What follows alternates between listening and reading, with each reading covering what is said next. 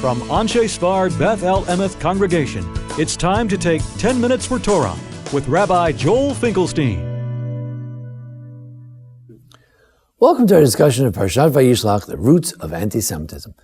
If we look at throughout the Torah, there are models of how anti-Semitism would exist in this world, and maybe we can get to the question of why anti-Semitism exists in this world. The first is a story in Parshat Toldot, story of Yitzchak in the land of the Philistines. There, Yitzchak planted a lot of seeds, and he was very successful. God blessed him. It grew more than what he even imagined, by 100-fold. Vayigdal ha'ish, the man became very big, and he had tzon, vakar, he had sheep, a lot of camels, and all kinds of things. And vayikanu oto plishtim, the Philistines were jealous. One root of anti-Semitism is jealousy. Jews go to Spain, they're successful, jealousy. Jews go to Germany, they're successful. Vienna, successful, jealousy. This is one root of Judaism. Then we find the irrational roots of anti-Semitism. Something you can't explain this. Yitzchak in the desert, the Negev desert, it's very dry, it's very hard to find water. Yitzchak was very good at finding wells in the desert. And so was Abraham. And all the wells that he had dug, Abraham had dug, they filled them up. The Philistines filled them up. Now you ask yourself, why would the Philistines fill up the wells of Abraham and then the wells of Isaac? Wouldn't they want to use the wells? If Jews invented something, if Jews created wealth, if Jews were successful, wouldn't you want them to be part of your country and help with the success of your country? And yet, irrationally, Gentiles throughout the centuries have made the decision to expel us from the country, and often at their own detriment. The irrational element of anti-Semitism. Then we turn to Parshat Vayetze, and there we have Lavan's anti-Semitism. Lavan's anti-Semitism, similar to the people of the Philistines, is abanim banai. The children, everything you have is mine. In other words, you Jew, you're just a parasite. You're just making money off of my money, and you should get out of here. They chase us out. But truth is, Jacob made his own living. He made it through the local wealth, the wealth of his father-in-law, but he did it on his own. He was very successful. God blessed him. God was with him. Whatever the price was, whatever the salary was, it always went up. He made it. He did it. He did it with God's help. Philistines, they see that he's very successful. He knows how to make the wells. It's not that he stole from them. Somehow, they see us as somehow leeching off of their successes.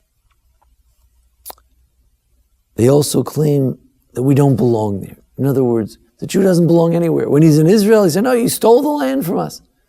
When he's in Mesopotamia, they kicked us out. When we were in various countries, somehow we're the stranger. We're always sort of the stranger. Part of his anti-Semitism is being the inveterate stranger. In Parshat Vayishlach, we find one moment that seems to run against the idea of anti-Semitism. Here's Esav, who we know from Rivka that he wants to kill Jacob, and yet he runs toward Jacob, and he kissed him, and he hugged him. What's going on? So there are two versions in Rashi. One is, he kissed him with his full heart. There are moments where anti-Semitism melts away. There are moments where there are Gentiles who embrace the Jewish people like you've never seen before, like much of what we've seen here in America, at least for a good part of the American Jewish experience. But then there's another view. That b'halacha b'yadua, there is something, a known fact. It's like a fact of life. Why is there anti-Semitism? Why does the sun rise in the morning? There just is anti-Semitism. It's a mystical fact. And the Gentile, the anti-Semite always hates Jacob. It's a fact. There will always be anti-Semites wherever we live. But at this particular moment, he hugged him with full embrace. There are moments where even the anti-Semite puts down his hatred. There are tender moments, but it's a fact. Why is there anti-Semitism? It's an irrational fact of history. There just always is anti-Semitism. In Parshat Shemot, you can see the anatomy of anti-Semitism. The Jews are living in Egypt. They begin to assimilate. They begin to be just like the Egyptians. They begin to be successful. And Pharaoh says, you know what they're going to do? They're going to be a fifth column. If there's an enemy attack, they're going to join the enemy and they'll chase us out of the land. Jews are disloyal. That's the other root of anti-Semitism. It's a claim of disloyalty. We have dual loyalty. Just recently, someone accused Jews of dual loyalty. It's true. Jews have a loyalty to the land of Israel, our aspirations to live in Israel. And Jews have also been very loyal citizens of every country that we've lived in. As a matter of fact, the Jews would have been happy to assimilate into Egypt and to have lived there for happily ever after. The Gentile, the anti-Semite, assumes that somehow we are disloyal and we somehow don't belong. So this claim of disloyalty is often the root of the anti-Semitism. Then we turn to Haman. Haman was the ultimate anti-Semite. He's from the roots of Amalek, who hate the Jews for no reason. We were not bothering the Amalekites, we're just passing through. They came to get us. They were just an act of wilding, of just acting in a wild and indiscriminate, murderous way. That's Amalek, that's a certain type of anti-Semitism. It's just indiscriminate, inexplicable. However, Haman, in the days of Esther, in the book of Esther, he understands anti-Semitism. He's an expert. What does he say? We're mefuzar u'mforad. We're all spread out. So Pharaoh thought we were going to unite and kick them out. He thinks that we're spread out. One thing that bothers the anti-Semite is that we're everywhere. We're in Australia, we're in England, we're in Russia, we're in Germany, we're in America, we're in Israel. It seems that we're everywhere. Well, of course, why are we there? Because we've been kicked out of all these other places. Because we've been hated in every place on the face of the earth. It's not that we choose that. We wanted to live in Israel. We were exiled first by the Babylonians, then by the Romans. But they say, oh, it's a plot. They're everywhere. They're trying to get us. The notion that the Jews are ubiquitous, they're absolutely everywhere. There's a claim that we're united, where there's an international conspiracy of Jews. They also say Meforad. We're disunited. That's the problem. There are Jews who are communists, there are Jews who are capitalists. We're everywhere. And then he says, part of anti-Semitism is to devalue, dehumanize the Jew, that we're worth nothing. In fact, he says, let's wipe them out. Part of anti-Semitism historically has been not only to say that the Jew, you shouldn't live in this country, let him live somewhere else. No, that the Jew should be wiped out. One thing you'll find throughout Jewish history, there's always someone who says, let's wipe out the Jews. Hitler, you had Amalek, you had Haman. In our own time, the Iranians keep saying it, let's wipe out the Jews. You had someone in Pittsburgh saying, kill all the Jews. There's people putting graffiti everywhere you turn, kill all the Jews. There's something about anti-Semitism that wants the death of every single Jew. They're not happy with just one type. It doesn't matter if you're Hasidic, if you're secular, if you're an atheist. All the Jews is a hatred against all.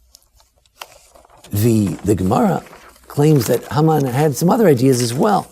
One is the Jewish separatism. Why is there anti-Semitism? Because the Jews are trying to be a separate nation. Why are we separate? Because we want to perpetuate what we're about. What are we about? Perpetuating the values of the Bible, the values of the Torah, the values of God. And we are to be the priests of the nation. We are to minister to the entire world, to share the ideas of Judaism, as we have through Judaism, through Christianity, through Islam. We have shared these values, and we have to be there in order for God to fulfill His promises and show that indeed there is a God, and He created the world and promised us redemption, and He brings us back to the land of Israel. We are the proof of God's existence. We're needed for that. One reason you have anti-Semitism is so that you can do away with God. So you can get away with anything. So you can do anything you want, because there's no more, if there are no Jews, there's no God, there's no Torah, there's no Bible, there's no morality, there's no Ten Commandments. And then you can do whatever you want. But since, in order to preserve this Jewish character and this Jewish identity, we have to be separate. So we don't drink a certain Gentile wine, we don't eat things that are not kosher. We have separatist practice. So then they say, oh, they hate us. They're separate. It's part of our separatism. Or it's interesting, he says, Shehi Pei. The Jews are always having holidays. One day it's Shabbos, one day it's Friday, then it's Shemini Atzeres, Shavuos, Sukkot. We have all these different holidays. They never heard of them. They don't know what's going on there. We must be lazy. And then they blame us for being too successful, for taking things over. So which one is it? Are we lazy or are we too successful? We're both. And the anti-Semite complains about both. He sees both, and he could kick us out of his country for any one of those two reasons. But finally, we have the view of the Netziv. And Naftali Tzvi Yehuda Berlin was a rabbi in Germany in the late 19th century. And he wrote a treatise called She'er Yisrael. My cousin Howard Joseph, Yeshav Refuah Shlema, wrote a treatise about it, translated the treatise into English, and it's found in the back of a commentary on Shir HaShirim and the Song of Songs. So he says, the Jews dwell alone. The Gedaliah Shor says, you know why Jacob defeated the angel? Because he was levado, he was by himself, he acted like a Jew. He says, if a Jew, levadad yishkon, the words of Bilam the prophet in Parshat Balak, in the book of Numbers, if a Jew lives alone, yishkon, he will live. He will exist. Uvagoyim, however, if he tries to live among the goyim, among the Gentiles, lo yitchashav. He will not be considered anything. The Gentile will dehumanize him. He says, you're not a Jew, then what are you? I don't recognize your humanity. What are you? Another feature of anti-Semitism is dehumanization.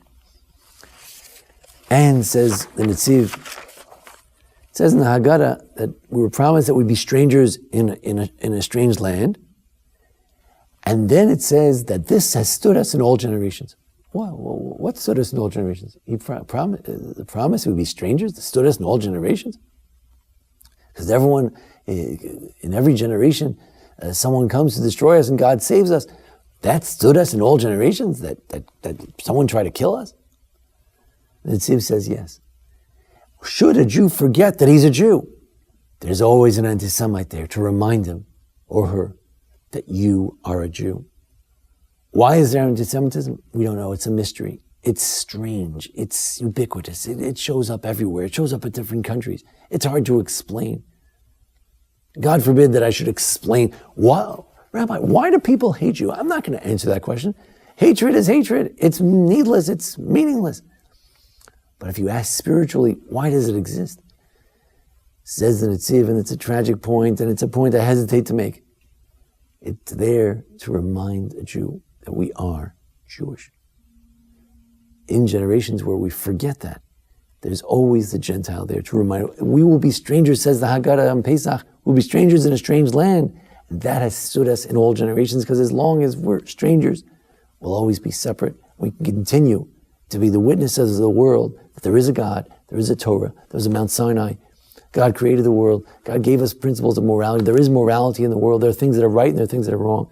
That's why the Jew is here. Some anti-Semites might not like it. They may not want to have that in existence. We're here to make that point. And when we forget it, God reminds us. The anti-Semite reminds us. Now, it's a difficult theological position. Does that mean that the anti-Semite is the instrument of God? I don't know. I'm not a great philosopher.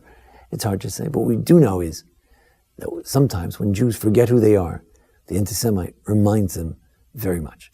But let's hope that we shouldn't need the anti-Semite to remind us who we are. We remember very well by ourselves, thank you. And on our own, we should remember we're here to be a light unto the nations, to remind people that there was a God. He spoke to our ancestors, gave us morality, and that the God is a God of goodness, kindness, and mercy, God of love, a God who cares about humanity, a God to whom we owe fealty and thanksgiving. And with that, we hope that that's why they'll never destroy us, because we're going to remember who we are. Thank you for joining us here for our discussion of Parshat Vayishlach and the idea of anti-Semitism. Join us each week for a discussion of the Parsha, the various holidays, how-to videos, and more. And thanks to Jason Lefkowitz, our producer. Thank you.